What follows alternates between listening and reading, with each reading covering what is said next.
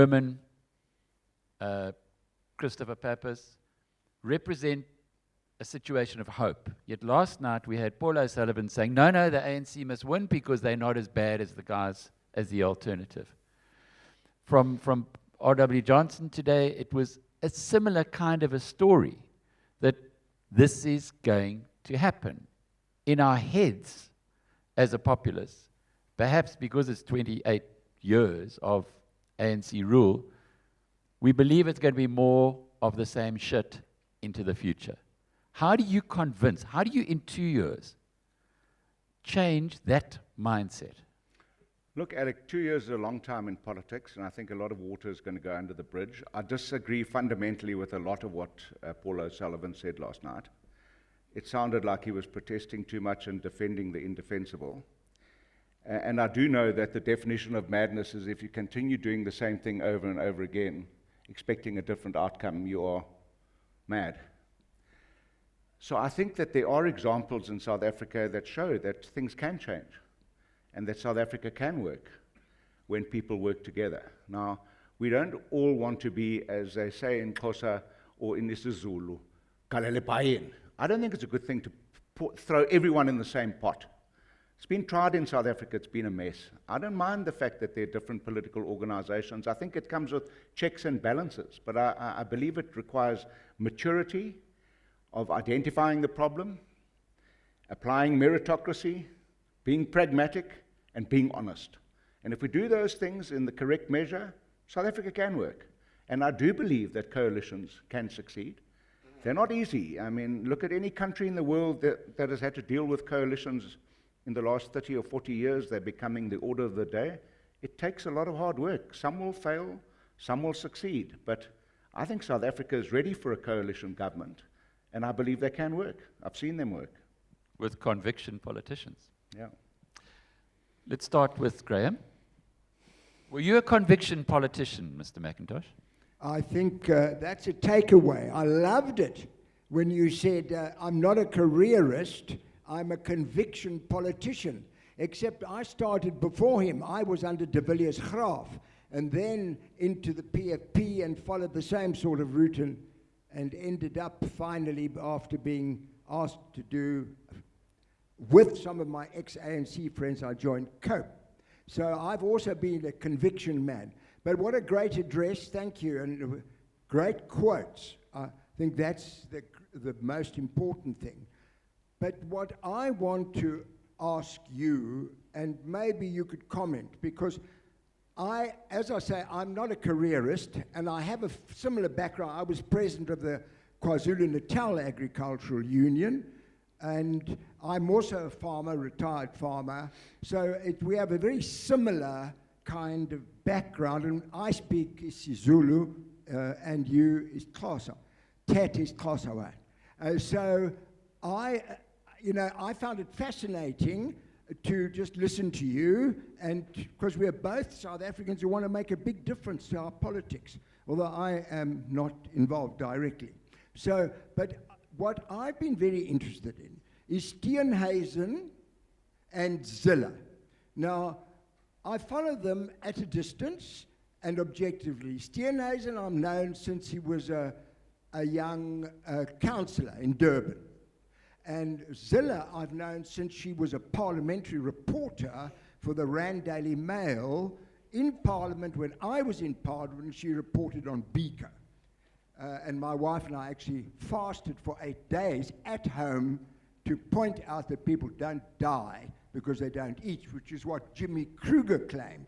But my point, Athol, is that Helen Zille, if you look at her political career, she is the master and mistress of coalition politics.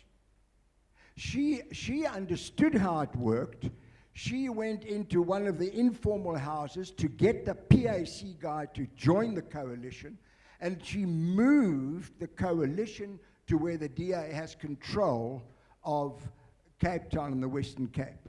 The new mayor, who's a DA lady, is the doctor in Johannesburg, now one in Ekurhuleni. I mean, these folk are very experienced. So my question is, isn't it time for you to do a no, I'm not saying you mustn't join Mashaba. I think Mashaba's great. He's the Trump of South African politics. But would you not revise your view on Zille and well, you haven't commented on Steenhuisen. I think he's doing a pretty good job. And as I say, I've been there since de Villiers Graaf. Would you perhaps Graham, offer my view? So are you saying, Athol, flip-flop, leave Action SA, go back to the DA? No, he's so experienced. What are you saying? Because I'm it was saying, a long yeah, soliloquy. No. I'm saying that he must revise his view or tell us why he thinks Zille cannot manage coalition politics. That's what I'm asking him. You know, I said that I'm a conviction politician. I didn't go into politics to make friends. I made a point of having friends outside of politics. You know, they say if you want a friend in politics, get a dog. I know both those people very, very well. I served under Helen leadership for a long time. And I know John Steenhuisen. I left the DA for my own personal reasons. I'm not going to hang that washing out here. And I believe that Action SA and the Democratic Alliance are working together now. They will work together in the future. They just need to find a more balanced and mature way in doing that. And I believe that I can bring some of that to the table. And that's what I plan to do over the next few years.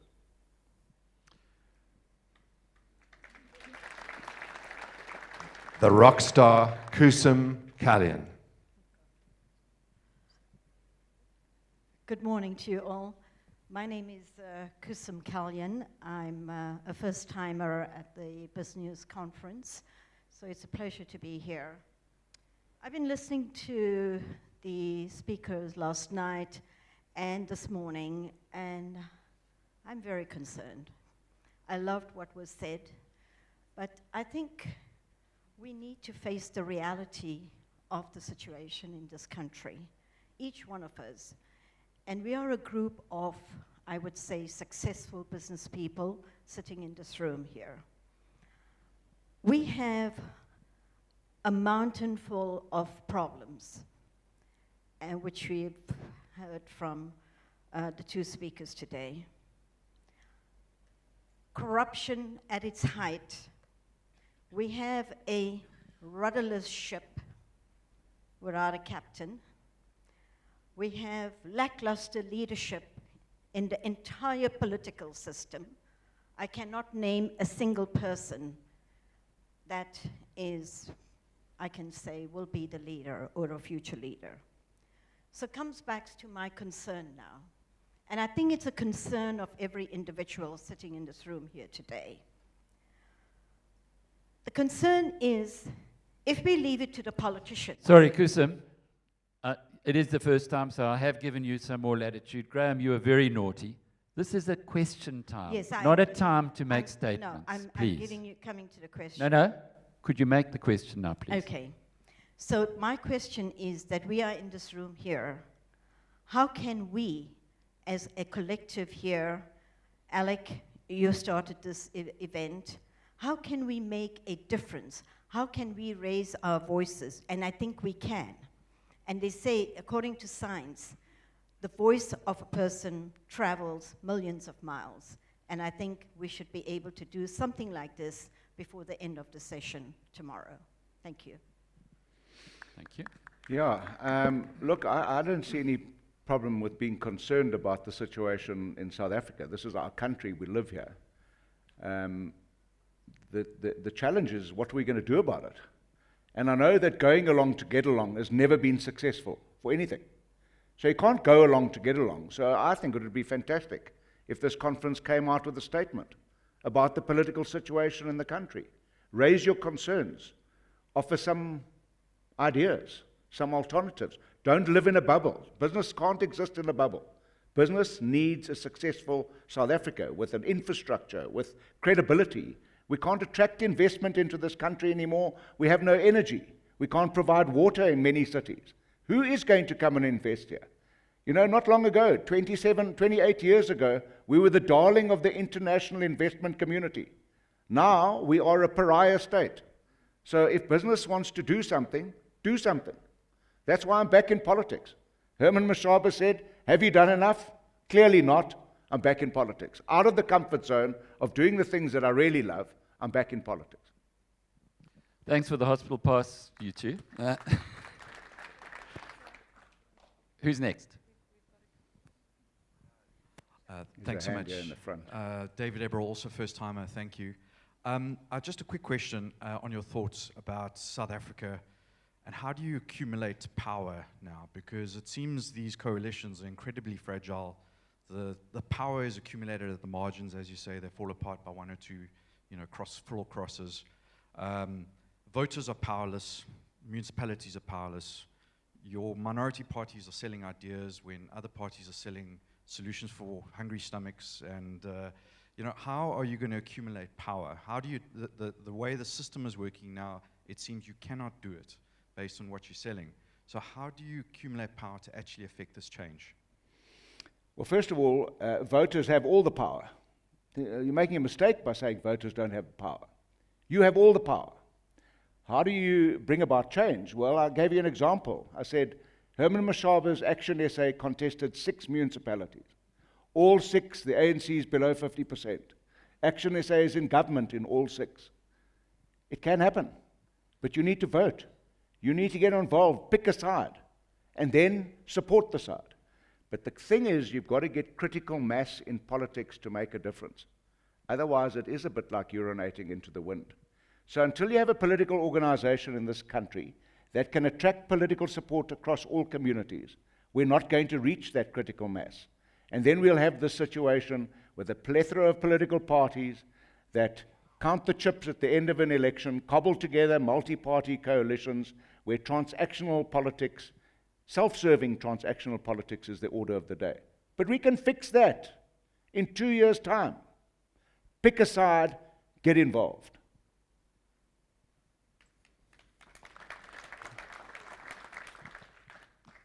Hi, Jason Nyker, first time here. Love this talk. Something you mentioned a lot throughout your talk was the idea of pragmatism, which I really love, and it harkens to something I heard once, which is that one of humanity's greatest failings is the need to be right rather than to be effective, which I think talks directly to the DA and Helen Zille in particular, to be honest. However, it's something I've also found is pulling out the youth from the voting process. I mentor a lot of people across the continent under 35, and generally, you have a growing digital global culture which is removed from the idea of sentiment towards parties and ideals. And that lack of pragmatism seen in politics leads youth to really be, what is the point of doing this? And I mean, not to be offensive in any way, but even in this room, if you look at the sort of profile in terms of age as well as engagement in political process. Can you speak up a bit, please, Alec? Can you just speak up a Apologies, yes. And present your question. Yes. We're what running are out we of time, doing in politics to engage the youth who are much more focused on the idea of pragmatism than ideology or sentiment? Because they are really, if you talk about the last election, I think it was more to 60% was disengaged under 35, and I think 70% under 25 in this country alone. So what are we doing to bridge this gap between, let's say, digital natives in terms of pulling them towards the voting process? As you just mentioned, it's critical to get those people into. Thank you, Jason. Yeah, look, I think the South African youth are curiously disengaged in politics, which I find amazing, because it was the youth that propelled the political change that came about in 1994. The youth have also become absorbed with instant self-gratification. There's no longer this aspirational drive to get ahead, look after myself, become independent. It's all about instant gratification. And those children come out of our homes. And that's the only way we're going to fix that. You know, children catch values. They're not taught. Values are caught. So we are bringing up a generation of kids that are disengaged. They want things immediately. They live this self-absorbed life. And they come out of our homes. So I think we really need to do better with our youth. Otherwise, we're going to lose another generation of youth. So I personally, in my political time, concentrated very, very strongly on young leadership. We were the only province in the Eastern Cape in my former political party that had a young leaders program in our province, because you need to groom and train leaders and inspire young leaders for them to take up the mantle of leadership. It's not easy, and it's not always very sexy. So young people want to get away with as little effort as possible, and that is a concern to me. I think Chris Pappas might disagree. He's a young Well, he's an leader. exception. Yeah. I mean, he's a shining example, and he's a tall poppy, and I hope nobody cuts him down. Question, please. Hello, Athol. He's a very short poppy. Come on, Adrian. All yours. Very short question. I know that you're working hard to get a proper coalition going in Quebec again, and we want you back. We want everybody back. How far are we away from getting that to happen? Just secondly, have you ever been to Rwanda? Because if you haven't, please go there. Every single person's got a title deed, and it's made one hell of a difference in that country, and there's no litter. Thank you, Adrian. Yeah. Yeah, hallelujah for that, the title deed issue, and I know your passion for Rwanda. I haven't been there. I've read a lot about it. And it is an exception. I mean, they did become successful or are becoming successful post-colonial liberation. I think the coalition, new coalition proposal, it's got a long way to go, unfortunately, Adrian. And if they do cobble one together, it'll be a minority coalition. The saber rattling of the EFF now that they will go in coalition with the ANC, will consider doing that, will put paid to that initiative, unfortunately. And I've always believed that Julius Malema's real ultimate long game plan is that he wants a reverse takeover of the ANC. He is ANC to the core. I remember him saying he'd kill for Zuma, then later said he'd kill Zuma, and now he's drinking tea with Zuma. He is actually ANC, and he wants to be the leader of the ANC, and he wants to be president of the country. So the only way they'll get that coalition together is if they get the numbers. And those 15,000 people who didn't vote in the last election, or 30,000 that didn't vote in Nelson Mandela Bay, they must look at themselves in the mirror instead of asking other people to fix their mess. We've had 34 by-elections since the local elections. In those 34 by-elections, the ANC's lost 9 wards. 2 of them have been lost to independents. Now, you mentioned Musi Maimane. He was here 6 months ago. Do you think that Musi will play a role in 2024? Yeah, potentially, because there's legislation being crafted now to make provision for independent candidates in the next election. I don't know how it will work really without having a first-past-the-post system where you have defined constituencies, where people contest in a constituency, because the one weakness about independence in the current political scenario is that you don't get any proportional vote. So you only get a vote for one person. You don't get a vote for a party as well. So yeah, I have my reservations about it in the current system, but I really believe in independence and independent responsibility. I mean, we all must take responsibility for where we find ourselves. But you mentioned the by-elections. It's interesting. Action SA has contested 3 by-elections in a place, in a ward 96 in Tshwane, which is a blue-collar Afrikaans community primarily, with some black townships, small parts of them. They went from, I think, about 12% to 23% in our first by-election ever. In Soweto, we went from, in Ward 94, we went from 12% to 22%.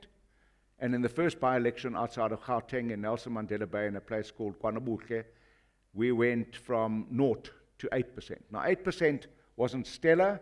I was disappointed. I was hoping that we'd get close to 15%. But if you extrapolate 8% across all ANC-predominated wards in this country, we're going to have a political revolution in 2024, where the ANC are going to be voted out of power. And that's really exciting. And the fact that the ANC are losing wards is good. The old must die for the young to be born. Thank you, Athol. Thank you very much. We're going to reconvene at 10th. One last question. Okay, one final question. Thank you for entertaining me here. Athol, Christopher Hellman, you spoke about what you tried to do in Nelson Mandela Bay, excuse me, the first time you were there. It obviously didn't work out for a number of reasons, despite good intentions. Assuming you can win Nelson Mandela Bay again, what do you do differently, knowing what happened last time? What lessons do you take into running Nelson Mandela Bay for a second time with a coalition? Look, without trying to sound flippant, first of all, I would work harder to get those 15,000 votes to win an outright majority, because that's really the very best way to be in control of your destiny. And secondly, I don't think I'd do anything differently if I had a corrupt deputy mayor. I'd have to act against it, because we need to deal with corruption. So I wouldn't change anything, but I would work harder to get people like you to all come out and vote and do your bit once every 5 years.